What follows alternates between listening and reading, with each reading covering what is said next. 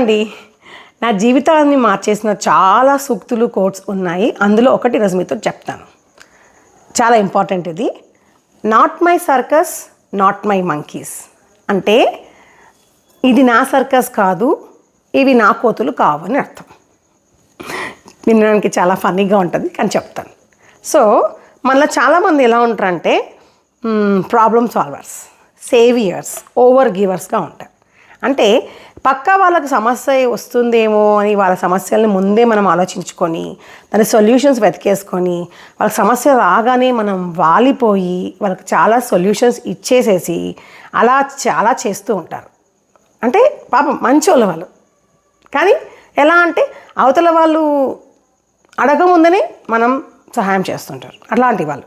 Okay, so దీనివల్ల problem ఏంటి అంటే మన మైండ్ నిండా పక్క వాళ్ళ ప్రాబ్లమ్సే ఉంటాయి. మన మైండ్ ఎప్పుడూ పక్క వాళ్ళ ప్రాబ్లమ్స్ గురించి ఆలోచిస్తూ ఉంటుంది. వాళ్ళ గురించి ఎప్పుడూ థాట్ జరుగుతుంటుంది లోపల. సో దానివల్ల ఎప్పుడు ఎలా ఉంటుందంటే ఏదో ఆలోచనలు తిరుగుతూనే ఉంటాయి మైండ్లో ఎప్పుడు. సో అలా ఉండేదాన్ని. కానీ ఒకరోజు ఈ కోట్ చదివాను.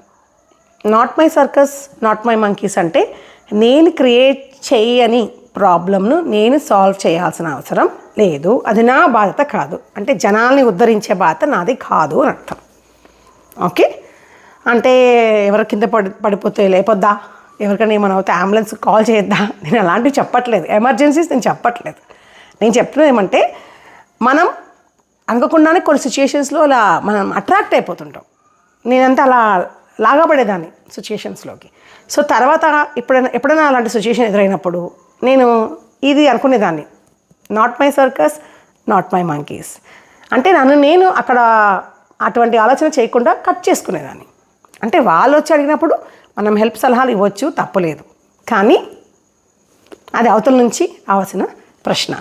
సో ఇలా చేయడం వల్ల నా మైండ్లో చాలా మటుకు క్లటర్ అనేది తగ్గిపోయింది, ప్రశాంతత అనేది వచ్చింది.